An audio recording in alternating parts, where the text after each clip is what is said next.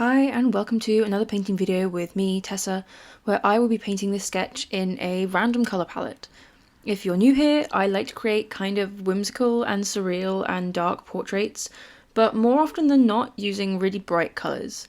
And one thing I want to try and share with you is how I plan and how I use these palettes. So in this video, I am using a random color generator and then a random palette generator to choose the paints I'm going to work with. So normally I do work in a split complementary palette, which this is, but generally that would be yellow, blue, and purple. Whereas the colours this generated for me were quite out of my comfort zone. I don't tend to work in greens, and this kind of reddy maroon colour is also something I don't really work with. So yeah, I knew this was going to be interesting from the start.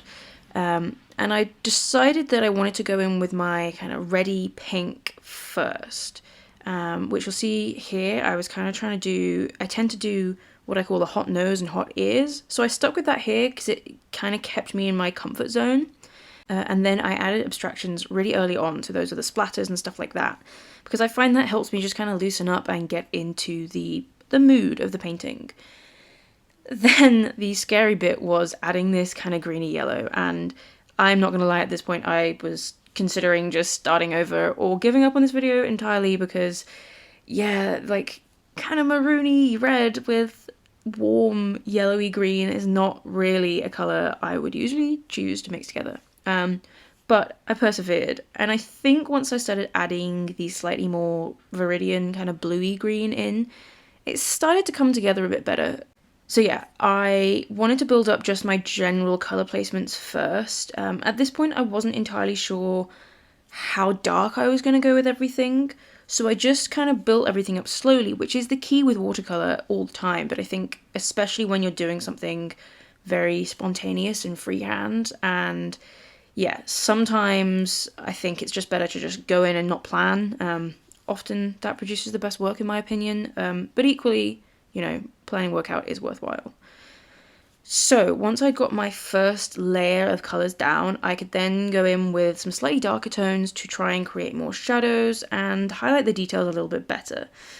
For this, I did decide to use this green. I think specifically it is Windsor green. I may be completely wrong with that. I will double check and I will put the colours I used down below. But yeah, I kind of knew that this was going to be my main dark colour. I didn't think that it's like sappy yellow green would work. So I wanted to make sure I got those shadows built up early. And you'll see here, I did go in and add a slightly more yellow colour over the top of some of it. This was just using transparent yellow, I think. And that just helped to, I guess, illuminate some areas. It was looking a bit flat, which does happen with watercolours as they dry. They tend to fade a little bit, and as they sink into the paper. But yeah, at this stage, I was actually quite happy with it. I was definitely happier with the tiger side than the girl side. Yeah, she kind of looks a little bit like Frankenstein's monster, I think. And then I sort of messed up around with the mouth. But yeah, tiger-wise, I'm pretty happy. And actually, I would consider doing this colour palette again for a tiger. Because I think where you would have the contrast of the whites and the oranges with the black, it actually works really nicely with the pinks and greens. But at this stage, I have got most of my main colours down, and I can go in with an even darker colour. And so this is neutral tint mixed with my green and my maroon colour. And neutral tint is one of my favourite colours. I'm sure at some point I will make a whole video about neutral tint. But yeah, it is an amazing colour to work with, and it just creates those much deeper shades. Like it says, it is a tint. So yeah, that was always kind of going to be in my plan, even if it isn't strictly a green or a pink. So here I am just continuing to build up the shadows, build up structure, and at this point I have my colour placement down, so I can start to kind of add a little details, whether that be more refined sections of colour or kind of overlapping things and mixing things around. And this is the point where paintings tend to really come together. And I think it's probably my favourite part of the painting process. I do really enjoy the initial abstract section, but it can often feel so far from the final thing that it doesn't feel, I don't know, it feels kind of disconnected. Whereas once you got the main painting down and you're starting to add finer details, you see the whole thing come together and you can finally see the end product.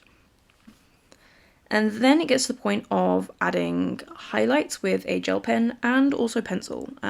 So I've started incorporating pencil quite a lot into my paintings because I think it adds texture as well as it gives you a little bit more control sometimes. You're never going to get that kind of thick line, and I am notoriously bad at waiting for stuff to dry and for sort of planning stuff out like that.